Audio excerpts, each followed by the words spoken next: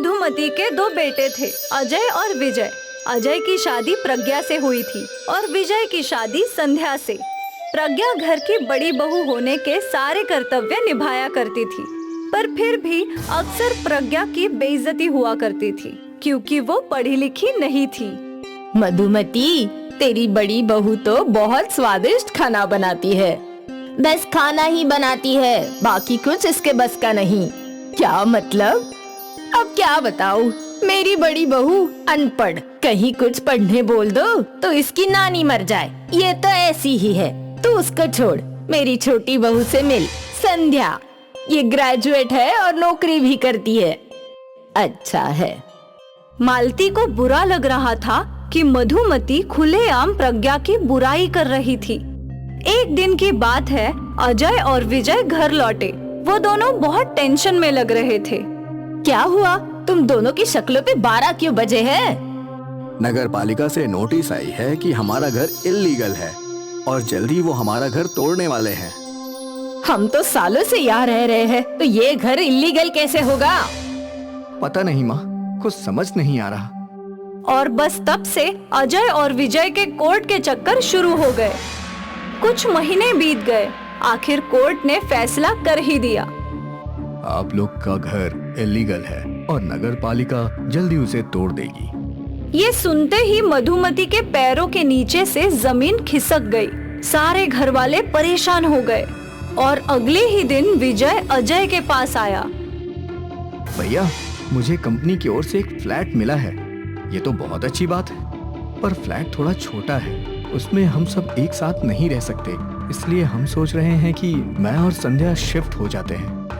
अजय समझ गया था कि विजय अब अलग होना चाहता था।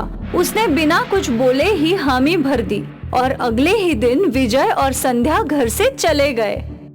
अजय ने एक घर किराए पे ले लिया और दूसरी ओर उसे जॉब से निकाल दिया गया। अजय बहुत ही बड़ी दुविधा में था।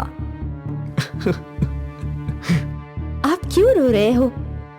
ये मुसीबत तो खत्म होने का नाम तक नहीं ले रही। एक के बाद एक बढ़ती ही जा रही है। मुझे जॉब से निकाल दिया गया।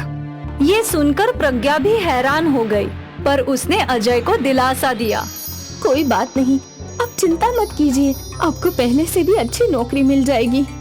पर किराया भी तो देना पड़ेगा ना। इतने सारे खर्चे कब तक कैसे चलाऊंगा? हम दोनों मिलकर कुछ कर लेंगे।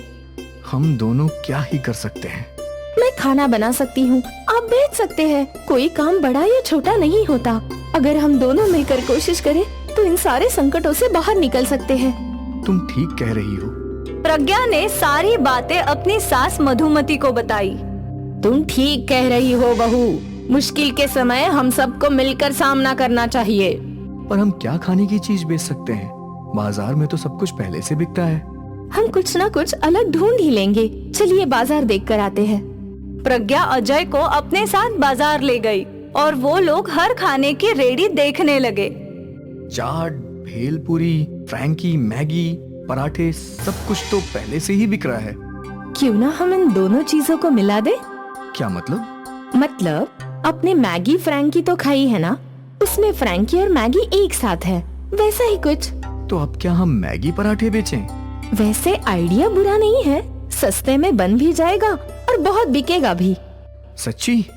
प्रज्ञा ने दुकान से कुछ मैगी के पैकेट्स खरीद लिए। प्रज्ञा ने मैगी बनाई और फिर उस मैगी को पराठे के आटे में भर के उसके पराठे बनाए। सासू माँ, चक्कर बताइए कैसा बना है? मधुमती ने एक पराठा खाया।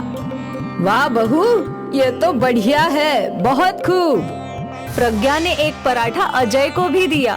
अजय तो बड़े चाव से पराठा खा रहा था। क्या हुआ?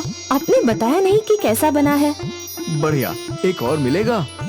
प्रज्ञा ने अपने पति और सास को और मैगी के पराठे खिलाए और खुद भी खाया। सबको उसके मैगी के पराठे का आइडिया अच्छा लगा। अगले ही दिन प्रज्ञा ने बाजार में मैगी पराठे का स्टॉल खोल दिया। दीदी, ये मैगी पराठा क्या है? मैगी और पराठा का मिश्रण, खाकर तो देखो, बहुत स्वादिष्ट होता है। ठीक है, एक मैगी पराठा दे दीजिए। प्रज्ञा ने उस लड़के के लिए एक मैगी पराठा बनाया। उस लड़के ने वो चखा और उसके चेहरे पे मुस्कान आ गई। ये तो तूफान है। ऐसा पराठा मैंने कभी नहीं खाया, बिल्कुल नहीं। उस लड़के की बात सुनकर कई और ग्राहक प्रज्ञा के ठेले पर मैगी पराठा खाने आए। प्रज्ञा मैगी पराठे बनाए जा रही थी और अजय ग्राहकों को देकर पैसे ले रहा था। सुबह से शाम तक दोनों थक गए और फिर अपने घर लौटे। क्या हुआ?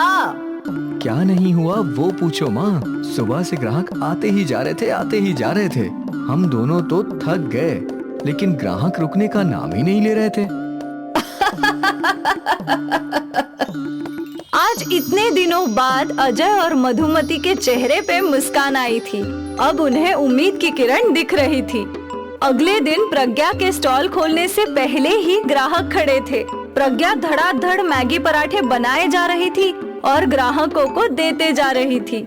अगले कई दिनों तक ये सिलसिला ऐसे ही चलता रहा। प्रज्ञा और अजय अपनी आमदनी देखकर हैरान थे।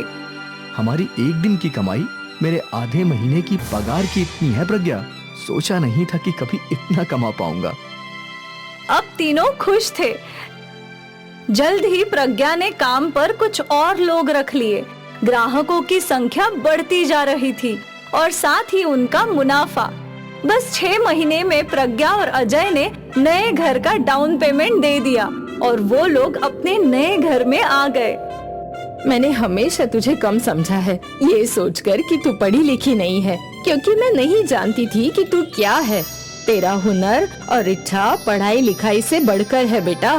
तू अजय की मदद करना चाहती थी और तूने कर दिया। मुझे तुझ पर बहुत गर्व है। प्रज्ञा की सास ने आज पहली बार उसे गले लगाया। ये दिन प्रज्ञा के लिए यादगार था। एक किराए के घर से वो अपने खुद के घर में आ पहुँचे और ये सब प्रज्ञा के मैगी पराठे की बदौलत।